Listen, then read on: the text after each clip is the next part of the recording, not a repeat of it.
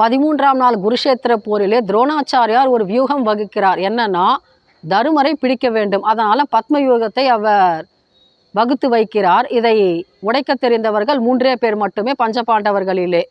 ஒன்று கிருஷ்ணன், அர்ஜுனன், அபிமன்யு. இதில் கிருஷ்ணரும் அர்ஜுனரும் வேற இடத்துல இருக்காங்க. அபிமன்யு என்ன சொல்கிறான், நான் இந்த பத்ம வியூகத்தை உடச்சிக்கிட்டு உள்ளே போக தெரியும், ஆனால் வெளியே வர தெரியாதுன்னு சொல்லிடுறான். உடச்சிக்கிட்டு உள்ளே போகும்பொழுது என் பின்னாடியே வாங்க அப்படின்னு பீமரையும் தருமரையும் அவன் கேட்டுக்கொள்கிறான். ஆனால் அவர்களால் வர முடியாமல் போய்விடுகிறது. இவர்கள் சுற்றி வளைத்து விடுகிறார்கள் கௌரவர்கள். இப்போ தனியொரு ஆளாக போரிட்டு அபிமன்யு இறந்து விடுகிறான், வீரமரணம் அடைந்து விடுகிறான். இதை கேள்விப்பட்ட அர்ஜுனன் என்ன பண்ணுறான் கோபத்தில், மறுநாள் சூரியன் அஸ்தமிக்கிறதுக்குள்ளே உன்னுடைய தலையை வெட்டி விடுவேன் அப்படின்னு ஜெயத்ரதன் மேலே அவர் ஒரு சபதம் வைக்கிறாரு. இப்போ மறுநாள் என்ன பண்ணுறாங்க கௌரவர்கள், துரியோதனன் உட்பட ஜெயத்ரதனை காப்பாற்ற வேண்டும் என்று அவனை கூடாரத்திலேயே இருக்கச் சொல்கிறார்கள்.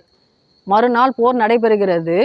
சூரியன் மறைவதற்கு இன்னும் கொஞ்ச நேரம்தான் இருக்கிறது. அப்பொழுது கிருஷ்ண பரமாத்மா என்ன செய்கிறாரு, சூரியனை தன்னுடைய சுதர்சன சக்கரத்தால் மறைக்கிறார். இதை பார்த்தவுடன் சூரியன் அஸ்தமித்து விட்டது என்று நினைத்து என்ன பண்ணுறான் ஜெயத்ரதன், வெளியே வந்து ஆரவாரம் இடுகிறான். அப்போ தன்னுடைய சுதர்சன சக்கரத்தை வாபஸ் வாங்கி கொள்கிறார் கிருஷ்ண பரமாத்மா. அப்போ சொல்கிறாரு, அர்ஜுனா நீ அம்பெடுத்து ஜெயத்ரதனை கொல்வாயாக அப்படின்னு சொல்லும் பொழுது அவன் சரமேகிறான், ஜெயத்ரதனை கொன்று விடுகிறான். 2 முறை சூரிய அஸ்தமனம் சாத்தியமா? கிருஷ்ண பரமாத்மாவால் அதுவும் முடிந்ததல்லவா?